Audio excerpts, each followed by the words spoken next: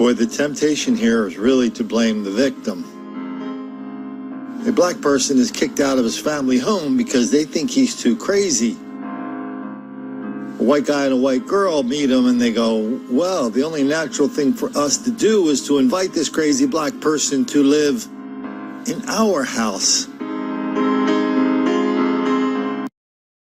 That turned out to be a ridiculously dangerous, fatal decision. Break. This 19-year-old woman with her whole life ahead of her, murdered in cold blood. Tonight, her family is speaking out. It is our top story at 10. Police found her body at the University Green Apartments after arresting a man in the street wearing bloody clothes. 7 Action News reporter Brian Abel sat down with the family, and Brian, they are understandably devastated. Yeah, you can't even imagine the pain that they're going through. They say that Jamie had a heart of gold and her murder was simply senseless. Now, the family of Jamie, she understandably shaken and grieving tonight after the loss of the 19-year-old on Friday. Barsegian's fiancé says they had taken in their neighbor, 18-year-old Taiwan Sim Scott, for a couple of weeks after he was kicked out of his apartment. He was found making threats with knives and bloody clothes in Ypsilanti Friday, leading police to Barsegian. Jamie's family says she was a shining light, senselessly gone far too soon. She was the most kind person you'd ever meet. She taught me what love was when she was 2 months old. I loved her more than anything. She meant the world to me. Jamie would have done anything for anybody. She was kind. She had a huge heart. She was trying to help people all the time.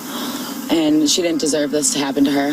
The way that she was is instilled in other people, you know, and that we all learn from the mistake that was made, letting him stay there. That won't happen again, you know. This kid don't know how much he took from me, from her whole family, like, This world. I don't know, like, all my plans revolved around her, like, my future revolved around her, and now it's just like, Okay, so we know that that young couple should not have invited that guy to stay in their house. It cost her her life.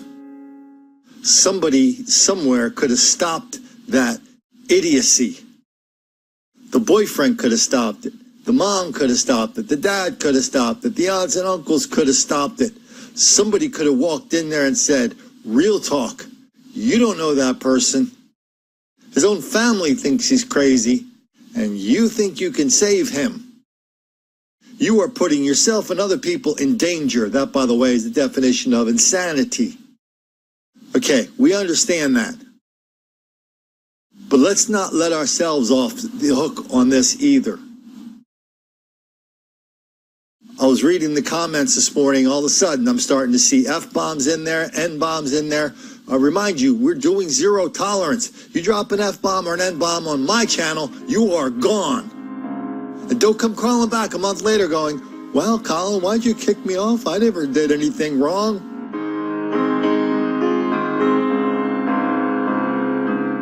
The way we talk about this has a direct result on how persuasive we can be, how many people will come to understand what we're talking about. And so when we see a young woman out in Michigan near Detroit, Ypsilanti, killed because somebody who's watched these videos hasn't somehow made contact with her. We have a lot of people watching these videos. We've had over 120 million people watch these videos in the last 4 years. Or 120 views. That's a lot of views. You mean to tell me somebody in that orbit didn't watch our videos? Somebody connected to her through 1 degree or 2 degrees of separation? I know somebody who watches these videos is somehow in that family's orbit. And because they failed to tell that girl the danger she was in, well, doesn't that mean, a lot of us have failed too? Yes, it does, including me, including you. So let's think about that in the future. Let's think about how we are conducting ourselves when we talk about this. Are we dropping N-bombs, F-bombs, cussing, acting like an animal? Are we turning into the peak kind of thing that we condemn?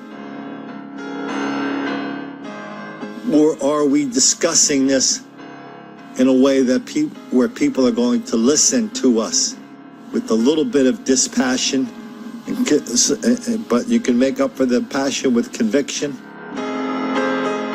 and you do it. You talk about this to your friends the way you would talk at your dinner table over Thanksgiving.